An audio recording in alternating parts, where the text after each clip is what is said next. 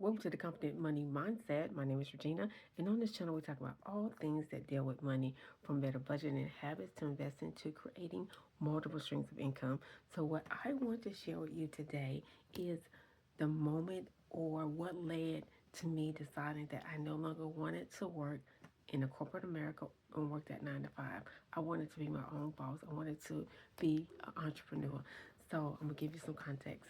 So back in the latter part of 2025, I was displaced from my job, and so I said okay, and it didn't. I mean, it caught me off guard because it's never fun to go into work and then be called into the office and be told that you're being let go. So I said, okay. So even though I didn't want to lose my job, I enjoyed my job. I said, okay, because this, like I said, this is not my first rodeo. I've been here before. So I said, okay, I'll take the service package. And then I don't even remember what month it was, but I got paid for a few more months and then the service package kicked in. And then I said, okay, so I'm going to take this time. I'm going to enjoy a few months and then get some things done around the house and I can do what I want to. I can get to sleep in or whatever. And then after that, I'll go back to work. Okay. And so I think it was 3 months in. And I said, okay, I need to go back to work. It's time for me to get a job.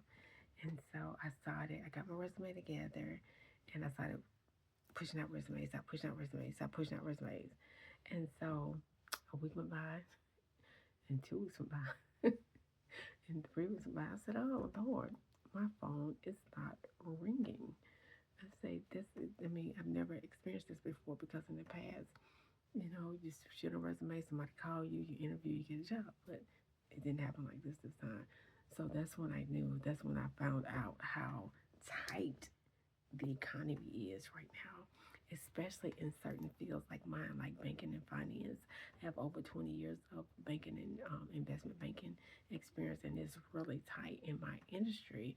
And so that's when I found that out. So I said, okay, it's my resume. So I thought I just said it's my resume. I gotta tighten up on my resume. So I went back to the drawing board. I looked at my resume. I tightened up my resume. Got somebody else to look at my resume. Somebody said, well, they AI is checking resumes now, and if it don't have those buzzwords, if it don't have what they're looking for, it's gonna kick you out. And so I said, okay. So I went back to the drawing board, and so I came up with a resume. Now I had a generic resume that I just gave it out. But if it was a high paying job and a job that I really, really wanted, I would make the resume job specific.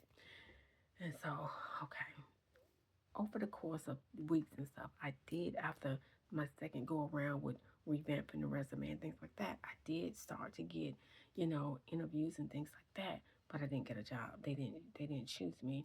So it had gotten to the point where I said, I'm just gonna apply for anything. I just need to work.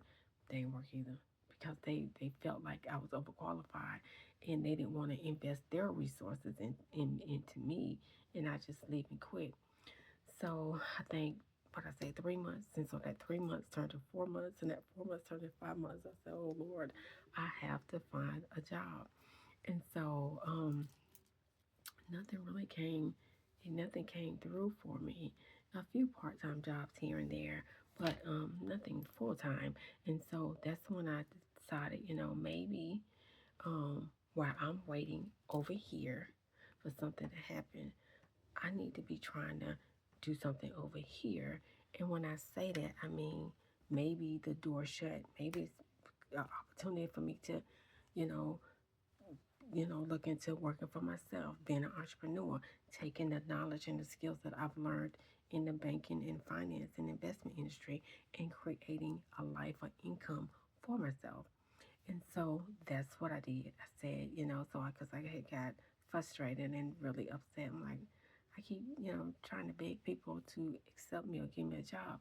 Maybe I just choose myself and I'll create my own path.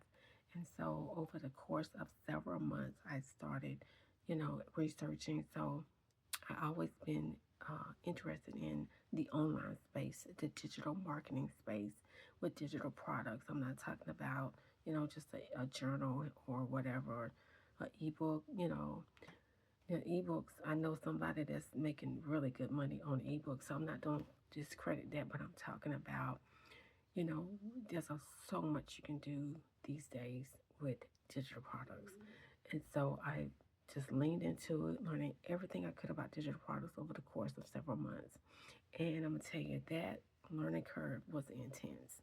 And so all those people that telling you, it's easy, and no, they're not telling you the truth. It's not easy. If you in it to be in it, if you really in it, and you're serious about it, it's intense because it's a steep learning curve. And so you gotta learn different products and how you're gonna market it and what platform you're gonna use. And if you don't have any design skills, you gotta figure out how you're gonna design, your covers. If you're gonna do books or you gotta market somewhere. So if you put that item on a website, what's it gonna look like? Who gonna fix it for you? Who gonna design it for you? So it's a lot, but we got through it. It was a steep learning curve, but through all that, I was able to learn and build a nice ecosystem for myself. I got, I created some service-based products, some, like service-based, some things I offer for consultations and services and things like that. And then I do have some products that I have on a website that I created for myself. And so I said all that to say, no, digital products was my path. And if you market yourself right, if you market the product right, you can make upwards of $10,000 a month. But it's going to take hard work and you have to really, put in the time. And so the reason for this interview, this video is to encourage you. So if your job kind of let you down, let you go like mine did, or you might just be at the place where you say, I don't want to work in corporate America no more. I don't want to work the 9 to 5 anymore. I want to do something for myself. So that's the reason why I make this video, is to share my story with you and to encourage you that you have options. And then I always tell myself, because the unknown, not knowing, is so scary. It's so scary when we don't know. But you can't discredit yourself if you don't try. That's what I kept telling myself. Well, you won't know if it works if you don't try. So that's what I did.